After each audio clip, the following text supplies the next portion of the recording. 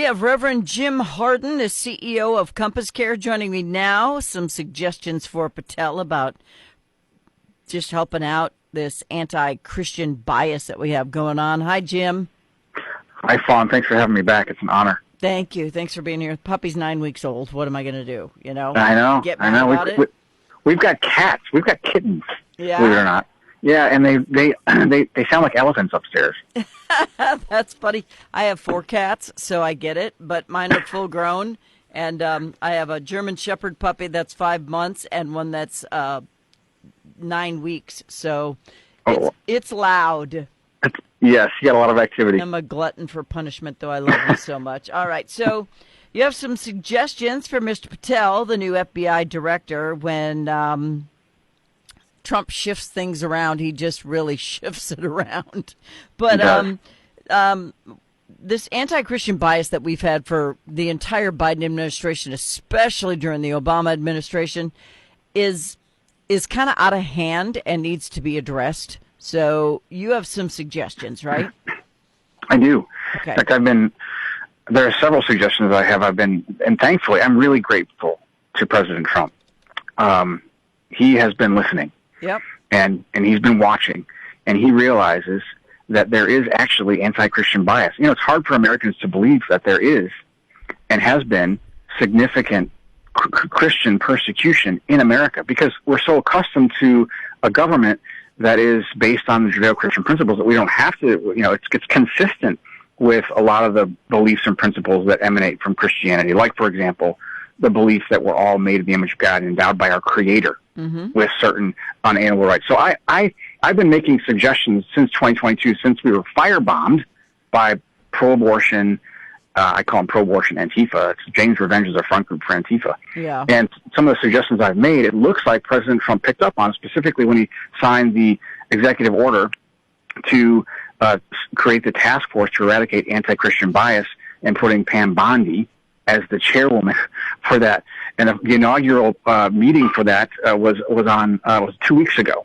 And some of the members were included Kash Patel and Pete Hegseth and Marco Rubio, and essentially they're saying, look, we want to take a look at all of the ways, the policies, the actions, etc., that demonstrated anti-Christian bias in government. We want to scour all of the departments, including federal law enforcement, and eliminate it. We want to stop it and protect the First Amendment right of Christians to be publicly, to express their faith publicly. And so a couple of suggestions I had for Kash Patel was, number one, deliver all the names of the suspects of the firebombing that occurred to us, to U.S. Attorney General Pam Bondi and Assistant U.S. Attorney General Harmeet Dillon.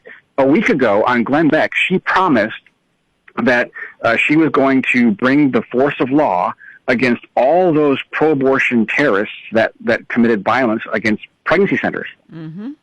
This is great news because I put out a plan. She's amazing. I'm sorry. Yeah, she's just fantastic. She knows, by the way, that there's a connection between the attacks on pro-lifers and Antifa. Mm-hmm. She actually defended Andy Ngo, who's been following Antifa for years now. She defended him in court when he was violently attacked, and he had brain damage in Portland because of these Antifa terrorists. So she understands it. She's willing to enforce the law and specifically enforce the FACE Act. Believe it or not. People say, well, what's the FACE Act? FACE Act, it's an acronym. It was signed into law by Bill Clinton, Freedom of Access to Clinic Entrances Act. And it was been weaponized against pro-lifers for its entire existence, but specifically during the Biden administration, while over 500 attacks occurred against pro-life churches and pregnancy centers. This FACE Act was designed specifically and used against pro-life people. While the DOJ and the FBI slow-walked investigations, they turned on pro-lifers and began throwing them in jail under the FACE Act. And so I've been suggesting the FACE Act be repealed, but if it's going to be in law, I've been insisting that it be enforced equally. And here we are. We've got Harmeet Dillon, Assistant U.S. Attorney General for Civil Rights Division in the DOJ, saying, I'm going to enforce the FACE Act against these pro-abortion terrorists. For the first time, this is a breath of fresh air. This is like the reinforcements riding in over the hill. It really is encouraging to pro-life Christians all across the country. Yeah, that's awesome. And I know you have a plan for protecting women and children from abortion, fraud, and injury, and sex trafficking opposition plan, and a lot of other things. But I have 1 minute left because this is my shortest segment. So if somebody wants to read up on this and see all of the ideas you have for not just Kash Patel, but Pam Bondi as well, where do they go? Oh, they can go to CompassCareCommunity.com. Excuse me, CompassCareCommunity.com, and just type in 9-point plan, 7-point plan, 6-point plan. We've got, so since 2022, we've been making suggestions, and many of them have been taken by legislators to protect pregnancy centers and pro-lifers and Christians all across the country. So President Trump is doing a great job. I think he needs to keep it up.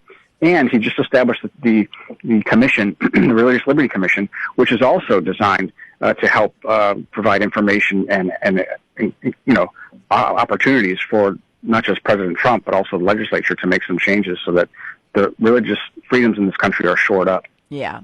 There are people who say that we are crazy zealots if we sit outside and silently pray for people who are going into an abortion center or ask them to maybe rethink their decision, and then they call us crazy and this or that. But then you have people inside murdering babies, but that's not crazy. So it just doesn't make any sense to me. All right. No. Reverend Jim Harden, CEO, CompassCare. Those are some suggestions for Patel, and hopefully everybody listens. And I think if you're ever going to have an open ear, it's now, Jim. I really do. Yes. I think you're right. And really, really grateful that people are beginning to listen. Yeah. And pro-lifers, you have every right to not want babies to die. So keep it going. Thank you very much, Jim. Thank you, Fawn. God bless. You too. Bye-bye.